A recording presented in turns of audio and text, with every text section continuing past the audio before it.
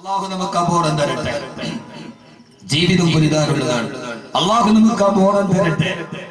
ആമീൻ പറ മനുഷ്യന്മാരെ, അള്ളാഹു നമുക്ക് ആ ബോധം തരട്ടെ. ഇത് മനസ്സിലാക്കണമെങ്കിൽ ആമീൻ കൊണ്ടല്ലാതെ വേറൊന്നും മനസ്സിലാവൂല. മോനെ, ജീവിതത്തിൽ പ്രതിസന്ധികളും പ്രയാസങ്ങളും സ്വാഭാവികമാണ്. എന്റെ വിഷയം അതല്ല. ഈ അലക്ക എന്ന് പറഞ്ഞതിൽ തന്നെ 6 ആശയമുണ്ട് വിശുദ്ധ ഖുർആനിൽ. ഒരൊറ്റ വാക്കി അത് പറഞ്ഞാൽ തന്നെ തീരില്ല. ഇതാണ് ഖുർആൻ പഠിക്കുകയും അള്ളാഹു തൗഫീഖ് നൽകട്ടെ. ഖുർആൻ പഠിക്കുകയും, അതുകൊണ്ടാണ് ലോകത്തിലെ ഏറ്റവും നല്ലവർ ഖുർആൻ പഠിക്കുകയും പഠിപ്പിക്കുകയും ചെയ്യുന്നവരാണ് ഹബീബായ നബി മുഹമ്മദ് മുസ്തഫ സല്ലല്ലാഹു അലൈഹി വസല്ലം. ലഹാ മആനിൻ കമൗജിൽ ബഹരി ഫീ മദദി വഫൗക ജൗഹരിഹി ഫിൽ ഹുസ്നി വൽ ഖിയാം. ഈ ഖുർആൻ ഒരാശയം പറഞ്ഞാൽ അതിന്റെ ഉള്ളിൽ 10 ആശയം വേറെ ഉണ്ടാവും. അതാണ് ഖുർആൻ. പോരാടുക. പ്രതിസന്ധികൾക്കെതിരെ, പ്രയാസങ്ങൾക്കെതിരെ, രോഗങ്ങൾക്കെതിരെ, കടങ്ങൾക്കെതിരെ, ബാധ്യതകൾക്കെതിരെ, മക്കൾക്കെതിരെ, ഭർത്താവിനെതിരെ, ഭാര്യക്കെതിരെ, വിരുദ്ധ സ്വഭാവത്തിനെതിരെ തളരാൻ പാടില്ല. പക്ഷെ എന്റെ വിഷയം അവിടെയാണ്. അള്ളാഹു നമുക്ക് എല്ലാ കഷ്ടപ്പാടുകളും മാറ്റി തരട്ടെ. ഇനി ഇവിടെ ഇപ്പൊ ഇത്തിരി കഷ്ടപ്പാടുണ്ടായാലും കുഴപ്പമില്ല എന്നാണ്. ആഖിറത്തിൽ അള്ളാഹു അത് ഇല്ലാതാക്കി തരട്ടെ.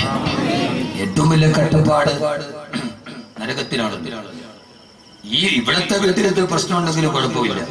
അബ്ദുറഹ്മാൻ ബിൻ ഔഫ് റളിയല്ലാഹു അൻഹു വീട്ടിൽ പോയപ്പോ സഹാബത്ത് ചോദിച്ചു, ഇരിക്കാൻ ഒരു കസേര പോലും ഇല്ല. അപ്പോ ചോദിച്ചു, ഇരിക്കാൻ ഒരു കസേരയെങ്കിലും ഇട്ടുകൂടെ ഈ വീട്ടിലെന്ന്. ആരാ അബ്ദുറഹ്മാൻ ബിൻ ഔഫ് റളിയല്ലാഹു അൻഹു? നമുക്കറിയോ? അറിയില്ല. നമുക്കൊന്നും അറിയില്ല. നമുക്ക് ഈ ബ്രോസ്റ്റ് കോഴി ഇങ്ങനെ തിന്നാനല്ലാതെ അതിന്റെ അപ്പുറത്തേക്ക് നമ്മൾ ഇപ്പോഴും. അബ്ദുറഹ്മാൻ ബിൻ ഔഫ് റളിയല്ലാഹു അൻഹു ഉമ്മൻചാണ്ടി സർക്കാർ മദ്യനിരോധനം നടപ്പിലാക്കിയപ്പോൾ ആദ്യം എതിർത്തത് വെള്ളാപ്പള്ളി നടേശൻ റളിയല്ലാഹു അൻഹു എന്ന് പറയുന്നത്. കാരണം ആ മദ്യനിരോധനം കൊണ്ട് കേരളത്തിൽ ഏറ്റവും വലിയ നഷ്ടം വെള്ളാപ്പള്ളിക്ക് സമുദായത്തിനുമാണ്. അവരുടെ ഒരേ ഒരു വരുമാനം കള്ള് കച്ചവടം. സാമ്പത്തിക നഷ്ടം ഭയന്നിട്ടാണ് വെള്ളാപ്പള്ളി നടേശനെ എതിർത്തത്. എന്നാൽ വിശുദ്ധമായ ഖുർആനിലെ 62 അക്ഷരങ്ങൾ മദ്യനിരോധനത്തിന് ആയുത്തറങ്ങിയപ്പോൾ വെള്ളാപ്പള്ളി നടേശനേക്കാൾ വലിയ മദീനയിലെ ഏറ്റവും വലിയ അബ്കാരി കോൺട്രാക്ടറാണ് അബ്ദുറഹ്മാൻ ബിൻ ഔഫ് റളിയല്ലാഹു അൻഹു. ഫഹല്ലന്തും മുന്തകൂൻ, കള്ളുകൊടി നിർത്താറായില്ലെന്ന് ചോദിച്ചപ്പോൾ തന്റെ ഗോഡൌണിൽ സൂക്ഷിച്ചിരുന്ന മദ്യത്തിന്റെ ബാരൽ മുഴുവനും മദീനയുടെ അങ്ങാടിയിലൂടെ ഒഴുക്കി വിട്ടിട്ട്, നബി, എന്റെ സാമ്പത്തിക നഷ്ടം എനിക്ക് പ്രശ്നമല്ല, ഇന്ദഹീനായ റസൂലല്ലാഹ്, അള്ളാഹ് നിർത്താൻ പറഞ്ഞ ഞാൻ നിർത്തി നബി എന്ന് പറഞ്ഞ ആളാണ്. നഷ്ടവും ലാഭമൊന്നും ഇല്ല, അള്ളാഹ് നിർത്താൻ പറഞ്ഞ നിർത്തി നബി എന്ന് പറഞ്ഞ ബാരൽ കണക്കിന് മദ്യം ഒരൊറ്റ ആയത്ത് കേട്ടപ്പോ ഒഴുക്കി വിട്ട ആളാണ് അബ്ദുറഹ്മാൻ ബിൻ ഔഫ് റളിയല്ലാഹു അൻഹു, മക്കയിലെ കോടീശ്വരൻ. ആ കോടീശ്വരന്റെ വീട്ടിൽ ഇരിക്കാൻ കസേരയില്ല. അപ്പൊ സഹാബത്ത് ചോദിച്ചൊരു കസേര ഇട്ടൂടെ? അപ്പോഴാണ് ബഹുമാനപ്പെട്ട സഹാബത്തിനോട് അബ്ദുറഹ്മാൻ ബിൻ ഔഫ് റളിയല്ലാഹു തആല പറഞ്ഞത്, ഞാൻ ഇതിനകത്ത് മുഴുവൻ സാധനങ്ങളും വേറൊരു വീട്ടിലേക്ക് മാറ്റിയിരിക്കുകയാണ്. അങ്ങോട്ട് തൽക്കാലം താമസം മാറുന്ന വീട്ടിലേക്ക് ഞാൻ മാറ്റിയിരിക്കാൻ. സഹാബത്തിന്റെ കാര്യം മനസ്സിലായി. അപ്പൊ സഹാബത്തിന് ശരി തന്നെ, വേറൊരു വീട്ടിന് വേണ്ടിയെല്ലാം മാറ്റി വെച്ചിരിക്കാം. ഓക്കെ, എന്നാലും വരുന്ന മനുഷ്യന് ഇരിക്കാൻ ഈ വീട്ടിലൊരു കസേര വേണ്ട. അപ്പൊ അബ്ദുറഹ്മാൻ ബിൻ ഔഫ് റളിയല്ലാഹു തആല പറഞ്ഞു, ഞാൻ കസേര വാങ്ങിക്കാൻ വേണ്ടി അങ്ങാടിയിലേക്ക് പോയതാണ്. അപ്പോഴാണ് ഈ വീടിന്റെ ഉടമസ്ഥൻ എന്നോട് പറഞ്ഞത്, ഉടനെ തന്നെ ഈ വീട്ടിൽ നിന്ന് നിന്നെ പുറത്താക്കും. സഹാബത്ത് ചോദിച്ചു, ആരാ വീട്ടുടമസ്ഥൻ? അങ്ങനെ പറഞ്ഞിട്ട്, അല്ല, ഇവിടെ ഇരിക്കാനൊരു കസേര വാങ്ങിക്കാൻ അങ്ങാടിയിലേക്ക് പോയപ്പോഴാണ് എതിരെ ഒരു മയ്യത്ത് വഹിച്ചുകൊണ്ട് ഒരു പോക്ക് പോണത് കണ്ടത്. അപ്പൊ എനിക്ക് മനസ്സിലായി, അടുത്തത് ഞാനാണ്, എന്നെ ഈ വീട്ടിൽ നടക്കുന്നത്. അതുകൊണ്ടാണ് ഞാൻ വാങ്ങിക്കാത്തത് എന്ന് പറഞ്ഞു അബ്ദുറഹ്മാൻ ബിൻ ഔഫ് റളിയല്ലാഹു അൻഹു. കാരണം ഏറ്റവും നല്ല വീട്. അപ്പോ പറഞ്ഞു, ഞാൻ ഈ സാധനമൊക്കെ വേറൊരു വീട്ടിലേക്ക് മാറ്റിയിരിക്കും. അതേത് വീട്? ഇന്നൽ ആഖിറത ഹിയ ദാറുൽ ഖറാർ, സ്വർഗത്തിലെ വീട്ടിലേക്ക് ഞാൻ മാറ്റിയിരിക്കും. ഇവിടെ ഒരു ദുഃഖമുണ്ടായാലും ഏറ്റവും വലിയ ദുഃഖം നരകത്തിനാണല്ലോ. ഞാൻ പുറകെ പറയാം, അള്ളാഹു ആ ദുഃഖം മാറ്റി തരട്ടെ. ആമീൻ പറ മനസ്സിലാവും. നമുക്കെന്ത് നരകം, നമുക്കെന്ത് സ്വർഗം? നമുക്ക് നരകമൊന്നും നമുക്കില്ലല്ലോ. പുതിയാപ്ല കാണാൻ പെണ്ണ് കാണാൻ വന്നു, പുതിയ പെണ്ണിനോട് സംസാരിച്ചു കുറെ നേരം. പുതിയ പെണ്ണ് ഓടിച്ചെന്നിട്ട് ഉമ്മാനോട് പറഞ്ഞു, ഉമ്മ, ഈ കല്യാണത്തിൽ ഞാൻ സമ്മതിക്കില്ല, ഇവൻ എന്നെ കെട്ടണ്ടാവും. ഉമ്മ ചോദിച്ചു, എന്തേ മോളെ? അവൻ എന്നോട് പറയാ നരകമൊന്നും ഇല്ലാന്ന് ചുമ്മാ. അപ്പൊ ഉമ്മ പറഞ്ഞു, അത്ര മോളെ, എന്നാ നീ ഇവനെ തന്നെ കെട്ടാവും. അതെന്തുമ്മ? അവൻ നരകമില്ലാന്നല്ലേ പറഞ്ഞു. നിന്നെ കെട്ടി 10 ദിവസം കഴിയുമ്പോൾ ആരെ പറയും നരകമുണ്ടോ? അപ്പൊ യഥാർത്ഥത്തിൽ നരകമില്ല, ഉണ്ടോ ഇല്ല കാര്യത്തിൽ നമ്മൾ സന്ദേഹവാദികളാ. ഉണ്ടെങ്കിലും ഉണ്ട്, ഇല്ലെങ്കിലില്ല. ജവഹർലാൽ നെഹ്റു അതായിരുന്നില്ല. ജവഹർലാൽ നെഹ്റു നിരീശ്വരവാദിയായിരുന്നില്ല, സന്ദേഹവാദിയായി. ഉണ്ടെങ്കിലുണ്ട്, ഇല്ലെങ്കിൽ ഇല്ല.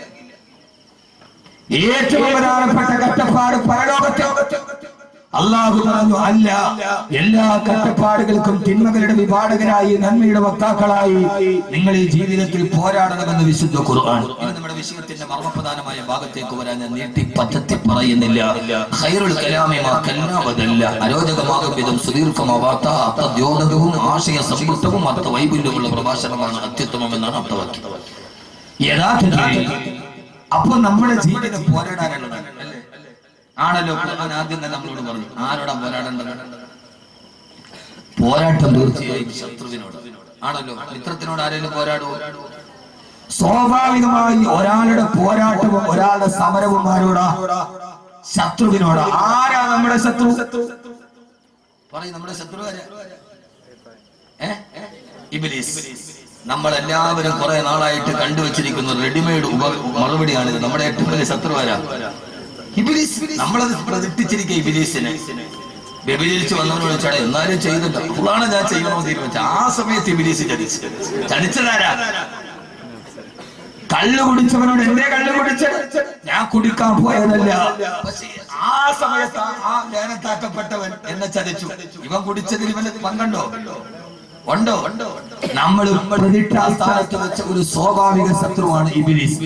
ആന്റി ക്ലോക്ക് വൈസ് അധികാരത്തിന്റെ സൂര്യൻ പുറകോട്ട് കറക്കുകയാണ് ഞാൻ എന്റെ പ്രഭാഷണത്തിൽ. യഥാർത്ഥത്തിൽ ഏറ്റവും പ്രധാനപ്പെട്ട ശത്രു ഇബ്ലീസ് ആണോ? അല്ല. പിന്നെ ആരാ? ആദ്യത്തെ ശത്രു നമ്മളാണ്. ശത്രുവിനെ കാണണമെങ്കിൽ വീട്ടിൽ പോയിട്ട് കണ്ണാടി നോക്കി. ആദ്യത്തെ ശത്രുവാരാ? ഏറ്റവും വലിയ പോരാട്ടമാരോടാ? ഏറ്റവും വലിയ പോരാട്ടമാരോടാണ് പറയണമെങ്കിൽ അല്ലാഹുവിന്റെ പ്രവാചകൻ നബി മുഹമ്മദ് മുസ്തഫ, പോരാതരവായ പ്രവാചകൻ നബി മുഹമ്മദ് മുസ്തഫ സല്ലല്ലാഹു അലൈഹി വസല്ലമയെ സഹാബത്ത് യുദ്ധങ്ങളിൽ കൈകാലുകൾ മുഴുവനും മുറിവേറ്റ് രക്തം മുഴുവനും കടം തള്ളിയാത്തൊടുകി പച്ചമാംസത്തിൽ മുറിവേറ്റ് ശരീരവുമായി സഹാബത്തുകളുടെ വീട്ടിലേക്ക് തിരിച്ചു പോവുകയാ. മാസങ്ങളായി പരിശുദ്ധമായ ദീനിന്റെ നിലനിൽപ്പിന് വേണ്ടി ദിഗാടിന്റെ പടനിലങ്ങളിൽ യുദ്ധം ചെയ്ത് കൈകാലുകളെ വെട്ടിമുറിക്കപ്പെട്ട വേദന സഹിക്കാൻ വേണ്ടിയാണ് മരുപ്പറമ്പിലൂടെ യാത്ര ചെയ്യവേ. നടന്നു പോയ സഹാബത്ത് മുറിവ് കാലത്താൽ ക്ഷീണിച്ചുകൊണ്ട് മരുപ്പറമ്പിൽ വിശ്രമിക്കാൻ ഒരുങ്ങുമ്പോ ആ സമയത്താണ് ലോകത്തിന്റെ നായകന്റെ മറുപടി വന്നിട്ട് സഹാബ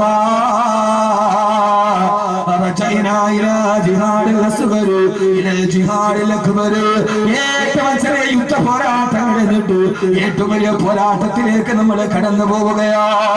സാബത്ത് അത്ഭുതപ്പെട്ടു പോയി. അങ്ങാണ് തിരുവോടര്. ഏറ്റവും ചെറിയ യുദ്ധത്തിന് ശേഷം നമ്മളൊരു വലിയ യുദ്ധത്തിലേക്ക് തിരിച്ചു പോവുകയാണ് സഹാബ. കൈകാലുകൾ വെട്ടിമുറിക്കപ്പെട്ട ഘോര യുദ്ധത്തിന് ശേഷം വീട്ടിലേക്ക് തിരിച്ചു പോകവേ ഇതേവരെ നടന്ന ധർമ്മസമരം ഏറ്റവും ചെറുതാണെന്ന് തങ്ങളോട് നിസ്സാരപ്പെടുത്തിയ അല്ലാഹുവിന്റെ റസൂലിനോട് സഹാബത്തിനോട് യാ റസൂലല്ലാഹ് മൽ ജിഹാദുൽ അക്ബർ യാ റസൂലല്ലാഹ്, ഏറ്റവും വലിയ പോരാട്ടം ഏതാണ് നബിയേ? ആ സമയത്താണ് അല്ലാഹുവിന്റെ റസൂൽ ലോകത്തോട് പറഞ്ഞത്, നമ്മളാരും വായ്ത്താരി കൊണ്ട് പ്രതിഷ്ഠിക്കപ്പെട്ടവർ യഥാർത്ഥ ശത്രുക്കളല്ല. യഥാർത്ഥ ശത്രുവാരാ? അല്ലാഹുവിന്റെ റസൂൽ പറഞ്ഞു, സഹാബാ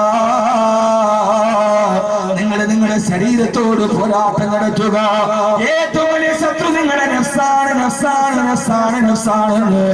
ലോകത്തിന്റെ മുത്ത്, ആദർശത്തിന്റെ സത്ത്, ആദരവായ പ്രവാചകൻ നബി മുഹമ്മദ് മുസ്തഫ സല്ലല്ലാഹു അലൈഹി വസല്ലമ. ഒന്നാമത്തെ ശത്രുവാണെന്നറിയോ സഹോദരങ്ങളെ? ശരീരമാ.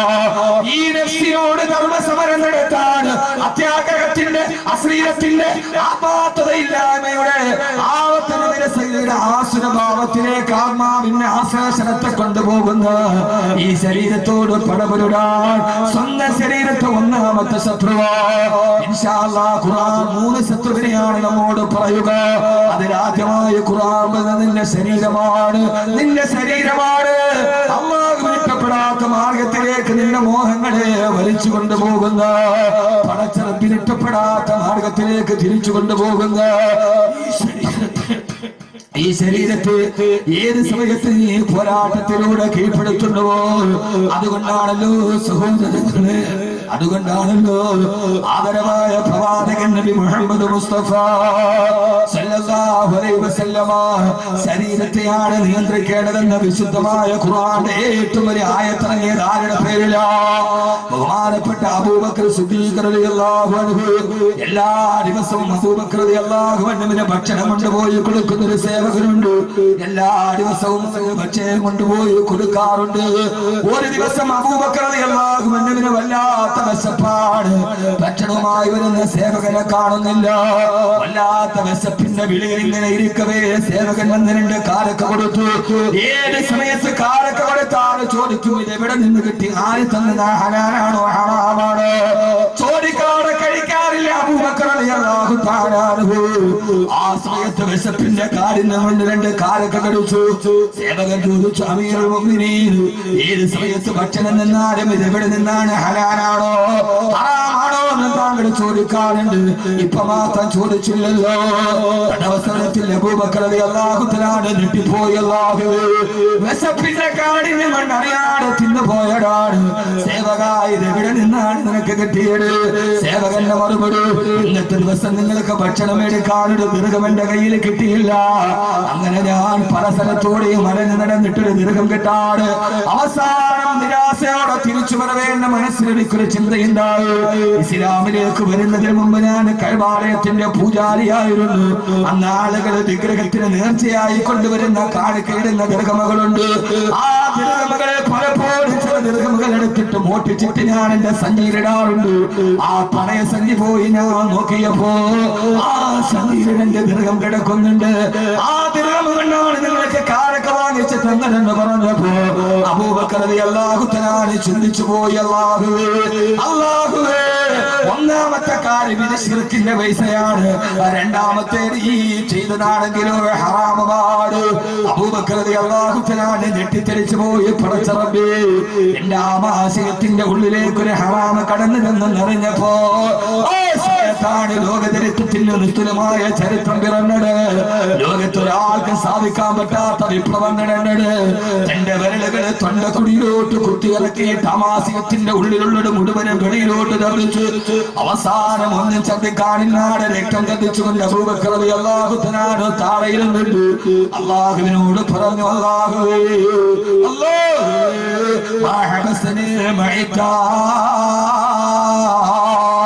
എന്റെ നഫ്സനോട് ആവശ്യപ്പെട്ടപ്പോ വിശപ്പ് കൊണ്ട് 2 കാരക്ക തിന്നുപോയി. അത് നിശ്ചിതമാണെന്നറിഞ്ഞപ്പോ കഴിയുന്നിടത്തോളം അബൂബക്കർ വെളിയിലേക്ക് ഛർദ്ദിച്ചിട്ടുണ്ട്. അല്ലാഹുവേ, എന്റെ ഞരമ്പിലോ ആമാശയത്തിലോ ഏതെങ്കിലും ഈ ഭക്ഷണത്തിന്റെ ഒരൽപ്പം പറ്റിപ്പിടിച്ചാൽ എനിക്കത് വെളിയിലേക്ക് തരാൻ കഴിയില്ല. എന്റെ പ്രിയപ്പെട്ട സഹോദരങ്ങളെ, തന്റെ വിശപ്പിന്റെ സമയത്ത് ചോദിച്ചപ്പോൾ 2 കാരക്ക എന്നതിന്റെ പേര് ആ സമയത്ത് മദീനയിൽ നിന്നിട്ട് രക്തം വെളിയിലോട്ട് വരികയാ. പൊട്ടിക്കരയുമ്പോഴാണ് ആ സമയത്താണ് നഫ്സിനെ കുറിച്ചുള്ള ഏറ്റവും ആയത്തിറങ്ങിയത്. പൊട്ടിക്കരന്നുകൊണ്ട് രക്തം വെളിയിലോട്ട് വരുമ്പോ സഹാബത്ത് പറയുന്നുണ്ട്, അബൂബക്കർ റളിയല്ലാഹു തആല അൻഹു രക്തം ചതിച്ചു മരിച്ചു പോകുമോ എന്ന് ഞങ്ങൾ ഭയപ്പെട്ടു പോയി.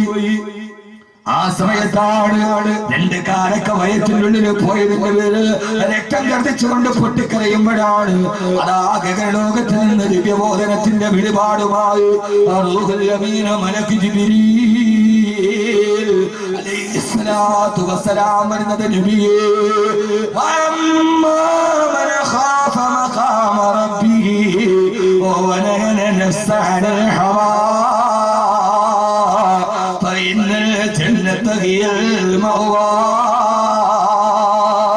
وأما من خاف مقام ربه. എന്റെ പ്രിയപ്പെട്ട ചെറുപ്പക്കാരോട് പള്ളക്കുള്ളിലേക്ക് പട്ടച്ചാറായോ കറയെ ചിട്ടി പിടിച്ചത് കയറും, വെള്ളൈസി കയറും, പലിശയും കയറും, ആരെ പറ്റിച്ചതും വെട്ടിച്ചതും കയറും, വസ്തു കച്ചവടം നടത്തിയിട്ട് ഇടയ്ക്ക് നിന്നിട്ട് തോണ്ടിയിട്ട് മേടിച്ച ലാഭം കയറും. പൊന്നുമോനെ, ഏത് പള്ളക്കുള്ളിൽ പച്ചക്ക് ദഹിച്ചു പോകുന്നവനെ എന്റെ പടച്ചിറപ്പിനെ പേടിയില്ല.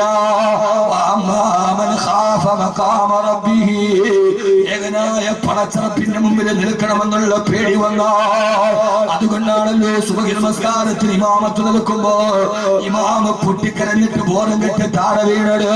ഒരേ ഒരായത്തോടിയപ്പോ ഒരു സൂറത്തോടെയില്ല, യാസീനോഹില്ല. സുബഹി നമസ്കാരത്തിന് ഇമാമത്ത് നിൽക്കുകയാണ്. ഒരൊറ്റായത്തോടെയപ്പോ ബോധരഹിതനായി പേടിച്ച് വിറച്ച് താഴെ പോയി. ഏഴായത്തൊന്നറിയോ? യൗമ യഖൂമുന്നാസു ലിറബ്ബിൽ ആലമീൻ. യൗമ യഖൂമുന്നാസു ലിറബ്ബിൽ ആലമീൻ. പരലോകത്ത് പടച്ചറപ്പിന്റെ മുമ്പിൽ നിൽക്കുന്ന ദിവസം. രണ്ടാമതൊരായത്തോടെയില്ല, പരലോകം പറഞ്ഞില്ല, ഹിസാബ് പറഞ്ഞില്ല, സിറാത്ത് പറഞ്ഞില്ല, നരകം പറഞ്ഞില്ല. പടച്ചറപ്പിന്റെ മുമ്പിൽ കൈ കെട്ടിയിട്ട് നിൽക്കുന്ന ദിവസം. ബോധം കെട്ട് താഴെ വീണു ഇമാം. ആരാ ഇമാം എന്നറിയോ?